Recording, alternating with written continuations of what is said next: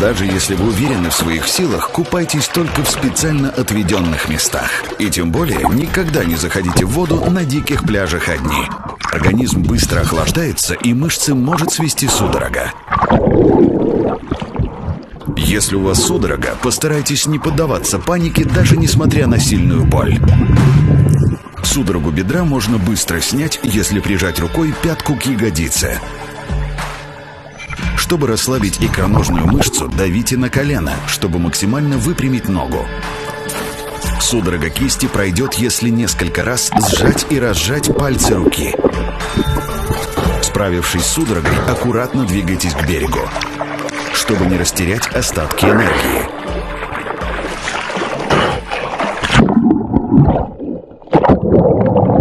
Если вы чувствуете, что силы закончились, кричите и зовите на помощь. Но важно не растратить на крик последние силы. В случае почти полного изнеможения набирайте полные легкие воздуха и очень медленно, но не до конца его выдыхайте.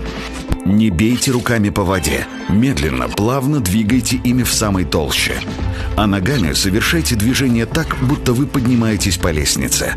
Попробуйте перевернуться на спину и удерживаться на воде в этом положении, мягкими движениями двигаясь к берегу. Также можно попробовать сжаться поплавком, сделать вдох и погрузить лицо в воду, обняв колени руками. Все это должно помочь восстановить энергию. Но если сил нет даже на это, и вы уходите под воду, постарайтесь набрать больше воздуха в легкие, чтобы некоторое время пробыть под водой. Там все предметы становятся легче, и ваше тело сможет хоть немного отдохнуть. В жизни люди тонут не так, как в кино. На первый взгляд кажется, что с ними все в порядке. Человек не кричит, не машет руками.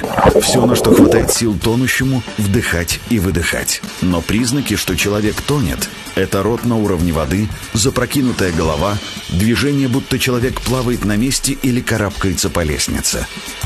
Если вы заметили тонущего с берега, обязательно снимите свою обувь, хотя бы тяжелую одежду, выверните карманы. Спросите человека, все ли с ним в порядке. Если он не отвечает, возможно, у вас меньше 30 секунд, чтобы оказать помощь. Будьте готовы к тому, что тонущий будет инстинктивно виснуть на вас. Чтобы избежать этого, постарайтесь поднырнуть под него и попытайтесь обхватить человека сзади за плечи или за талию одной рукой, а второй грести. Если человек уже погрузился в воду, не бросайте попыток найти его в глубине. Вернуть тонущего к жизни можно, даже если он был под водой несколько минут. Если во время ныряния вы потеряли ориентацию, немного выдохните. Пузырьки воздуха укажут путь наверх.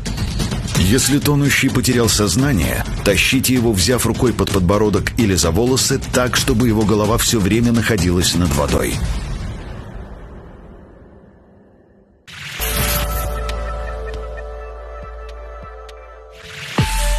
На берегу в первую очередь переверните человека на бок. Избавьте легкие от воды, а полость рта от инородных предметов. Признаками остановки сердца являются отсутствие пульса и дыхания, расширенные зрачки. Начинайте срочно делать массаж сердца. Давите так, чтобы грудина смещалась вниз на 4-5 сантиметров, но не более, чтобы дополнительно не навредить человеку. В перерывах набирайте в легкий воздух, зажимайте нос пострадавшего и выдыхайте воздух ему в рот. Не опускайте руки и не сдавайтесь. Бывали случаи, когда человек и после часа реанимационных действий приходил в сознание. У пострадавшего могут появиться кашель и рвота. Это признаки того, что он начинает дышать самостоятельно.